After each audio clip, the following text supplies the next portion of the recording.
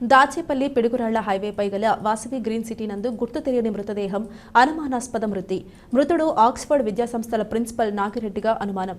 ఈ నెల 1వ తారీఖు నుండి కనిపించని నాగిరెడ్డి పోలీసులకు ఫిర్యాదు చేసిన కుటుంబ సభ్యులు గుర్తించలేని స్థితిలో ఉన్న మృతదేహం హత్య అనే కోణంలో దర్యాప్తు చేస్తున్న పోలీసులు.